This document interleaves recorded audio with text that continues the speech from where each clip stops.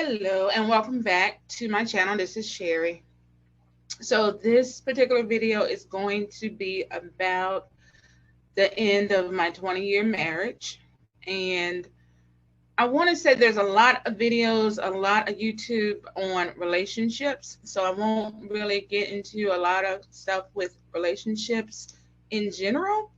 But when I was trying to research or look for help, when I was going through dark stuff, as far as, other things, even self-esteem, whatever, I didn't see a lot of stuff out there to help. But I'll talk about my particular 20-year marriage that ended. And I may go into maybe one or two relationship issues or things like that. But again, there's a lot of videos out there, a lot of YouTubers that specialize in that. So that is probably more a helpful channel than this as far as trying to get through, a lot of major pain and not being able to find anything to help you. But let's start with me meeting my husband. First of all, my husband was at the time was 10 years older than me. He still is at this time, but I'm saying my husband at the time. He is 10 years older than me. And when I met him, he had already had a divorce. So that means he was kind of, I want to say somebody who's been divorced before may, in the back of their mind, realize marriages aren't permanent.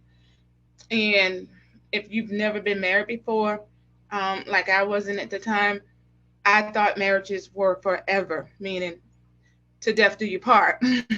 So definitely, I feel like we should have had some pre marriage counseling. The next person that I get married to, God willing, I get another husband, I would definitely get that. But we didn't, and I was super young.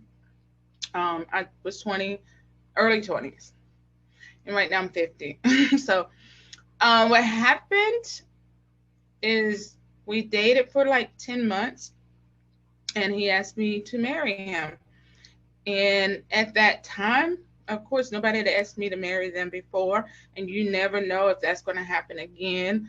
And of course, I liked him and he liked me. So, of course, I said yes, not even realizing what marriage was, of course. But I knew in my mind that I was going to get married one day and have kids, and it was going to be forever and da da da.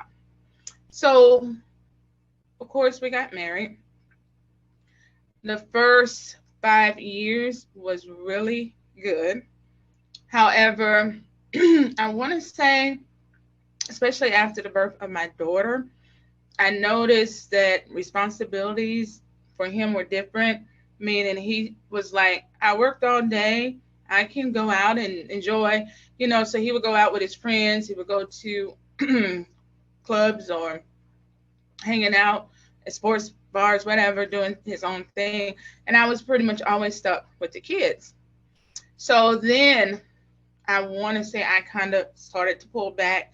There was times in my head I was thinking, when these kids get grown, I need a plan. I need to, get out of here because this isn't working.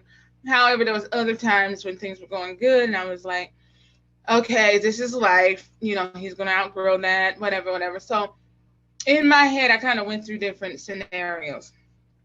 What happened for me, the real end for me, was I always said, if you cheat or you hit me, I'm out.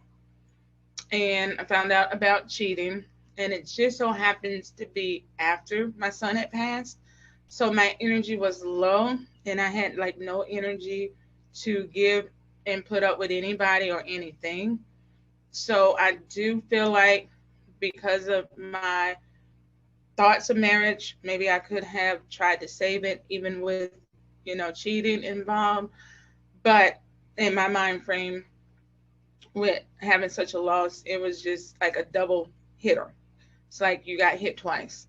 So I pretty much ended it when I found out about that.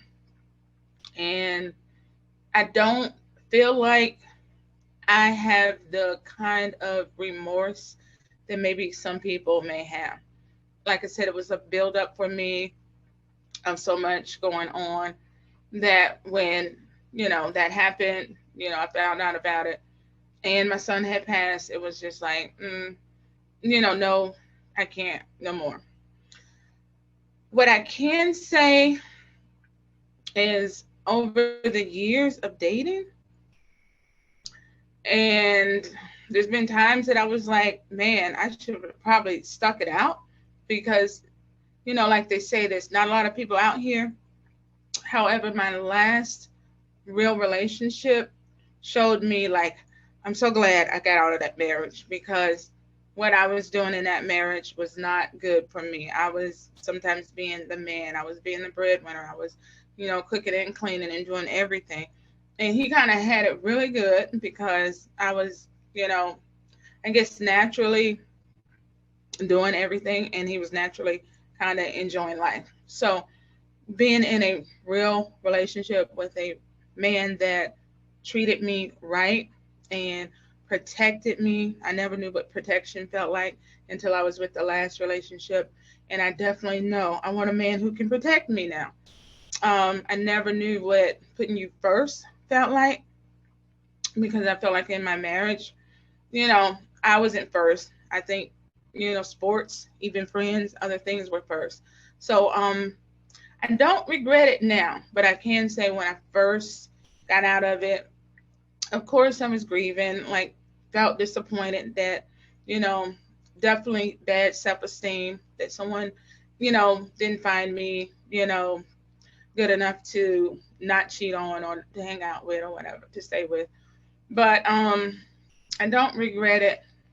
Like I said, after meeting the last person that I was seriously dating. So with that, I want to say one day with my channel, I would love, which would take editing, to show you like from the beginning of my day to the end of my day, even maybe times that I can't sleep and what I do. But doing the whole finding out about the cheating stuff and going through all of that, I was really good at screaming in the car. I would get in the car, go for a long ride on the highway, and just scream and let it out, scream and let it out, scream and let it out. I was really good at crying, just like getting all the tears out. Like I can't get no more tears out. Um, I was good at just like releasing all of the pain, all of the stuff that could have been, should have been, didn't happen. Right away. So I got it out really good. And before I know it, I don't think it took as long as it could have, maybe 6 months to a year max. I was just so good. Like I said, I was dating. I would just, enjoy dating. It just got to a point of dating that it kind of got hard where, again, there's not a whole lot of people out there. In my case, being a black woman, I hate to say that. Um, I like black men, so I've never dated a white man. And so the black pool is kind of, not so great because black men will definitely date outside the race in a minute. And some of them in jail, some of them gay.